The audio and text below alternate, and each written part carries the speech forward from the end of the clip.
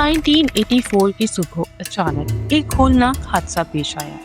Africa के मुल्क Cameroon की एक आम सी झील में सिर्फ कुछ मिनटों में 37 जिंदगियां निकल ली और इस पुरस्कार हादसे की वजह से पलक झपकने में लोग मौत की नींद जा सोए।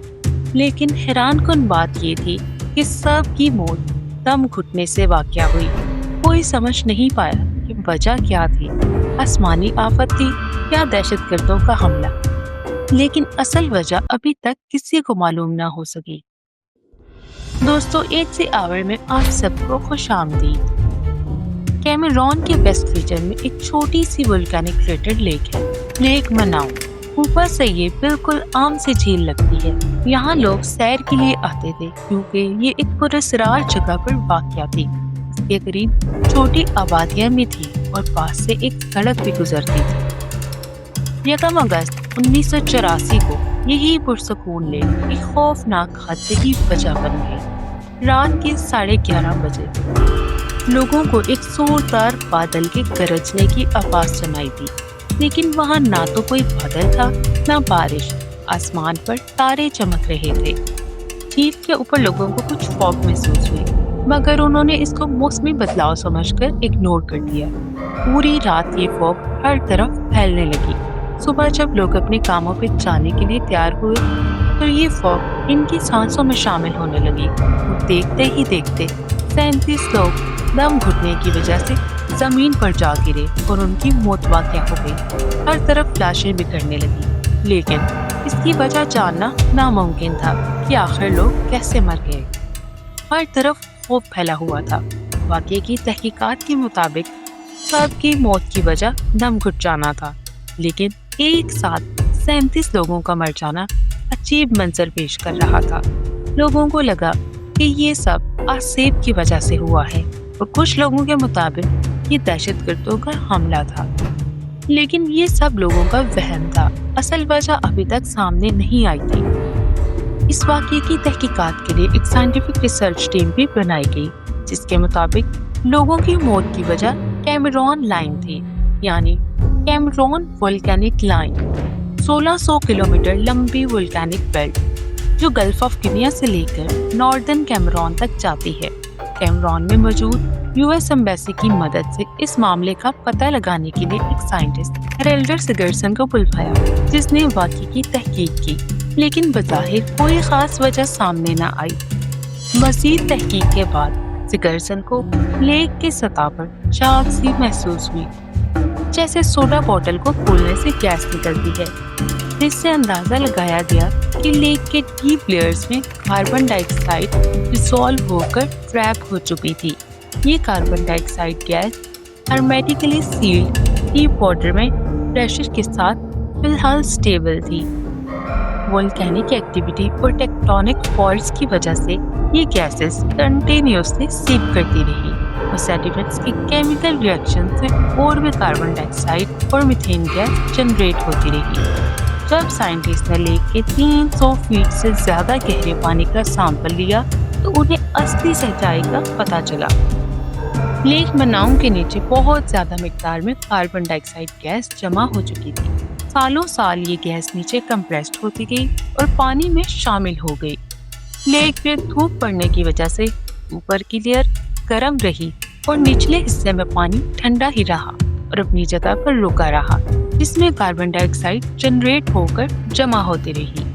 उस दिन अचानक लैंडस्लाइडिंग हुई, जिसकी वजह से गैस का प्रेशर एकदम फट गया और एक लिम्निक इरप्शन हुआ। लेक के अंदर से कार्बन डाइऑक्साइड गैस एकदम भर भर कर बाहर निकलने लग गई, जिसे हवा दबा नहीं पाई। ये गैस एक बादल की तरह लेक की सतह पर ऊपर आ गई और पूरी तरह फैल गई। साइंटिस्ट सिगर्सन ने इस प्रोसेस को लिम्निक इरप्शन का नाम दिया, लेकिन बाकी साइंटिस्ट ने इस थ्योरी को गलत माना। इस हादसे के ठीक 2 साल बाद 1986 में बिल्कुल ऐसा ही एक और हादसा पेश आया। लेक मनाऊ से कुछ किलोमीटर के फासले पर एक और लेक मौजूद है, जिसे लेक न्योस कहा जाता है। ये लेक भी कैमरून लाइन पर वाक़या है।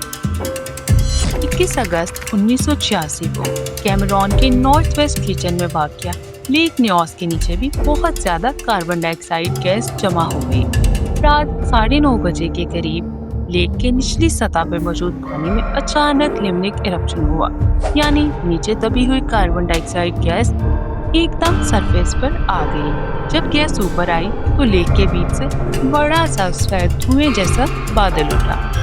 ये कार्बन डाइऑक्साइड का बादल हवा से हैवी होने की वजह से नीचे जमीन की तरफ बहना शुरू हो गया और 20 से 25 किलोमीटर तक फैल गया, जो कि 1700 लोगों और 3500 जानवरों की मौत का बाइस बना। ये गैस इतनी जहरीली थी कि इसने कीड़ों मकोड़ों को भी खत्म कर दिया। सिर्फ 4 लोग बचे जो किसी ऊंची जगह पर थे। लेक न्योस के इस हादसे के बाद सिगर्सन की थ्योरी को सही मान लिया गया, जो लेक मनाओ के वाक़ये के बाद पेश की गई थी। लिहाजा तमाम साइंटिस्ट इन दोनों झीलों के पुरस्कार हादसे के मज़ीद मुशाहिदे के लिए लेक की तरफ रवाना हुए और इस बात का पता लगाया कि कार्बन डाइऑक्साइड के फटने की मेन वजह लैंडस्लाइडिंग थी, जिसकी वजह से लेक में 25 मीटर ऊंचा सुनामी पैदा हुआ, जो लेक के किनारों से टकराया और कार्बन डाइऑक्साइड के निकलने का सबब बना। लेकिन खतरे की बात ये थी कि लेक न्योस और लेक मनाओ हादसे के बाद अभी तक इन झीलों में कार्बन डाइऑक्साइड गैस मौजूद है और वक्त के साथ साथ बढ़ रही थी। साइंटिस्ट ने इस मसले को हल करने के लिए लेक मनाओ और लेक न्योस में पाइप्स डालकर कार्बन डाइऑक्साइड को रिलीज कर दिया। 2009 तक लेक मनाओ जबकि 2019 तक लेक न्योस को डी-गैस कर दिया गया। मगर दुनिया में अभी भी एक और ऐसी लेक मौजूद है जो कि डेमोक्रेटिक रिपब्लिक ऑफ कॉन्गो और रवांडा के करीब मौजूद है। ये लेक किवो के नाम से जानी जाती है और लेक न्योस से 50 गुना बड़ी है और इसमें कार्बन डाइऑक्साइड गैस के साथ साथ मीथेन गैस भी मौजूद है। ये लेक इक्वेटर के पास है और खतरे की बात ये है कि इसके करीब लाखों की तादाद में लोग आबाद हैं। साइंटिफिक रिसर्च के मुताबिक 2090 तक इस लेक से मीथेन और कार्बन डाइऑक्साइड गैस के फटने से लाखों लोगों की जान जा सकती है। अभी तक इस प्रोसेस को रोकना नामुमकिन है, जो कि बहुत बड़े खतरे की तरफ इशारा कर रहा है। साइंटिस्ट इस खतरे को खत्म करने के लिए कोई पावरफुल हल तलाश कर रहे हैं। दोस्तों, सोचने की बात यह है कि लेक मनाओ ने वार्निंग दी थी, लेक न्योस ने सबक दिया। दोनों लेक्स आज भी वहीं मौजूद हैं, लेकिन लेक किवो में इससे कई गुना ज्यादा खतरनाक गैसेस मौजूद हैं। उम्मीद है कि आने वाले वक्त में इस मामले को सुलझाया जा सकेगा। अगर आपको वीडियो पसंद आई हो तो लाइक करें, शेयर करें और चैनल को सब्सक्राइब करें। अगली वीडियो तक के लिए अल्लाह हाफिज।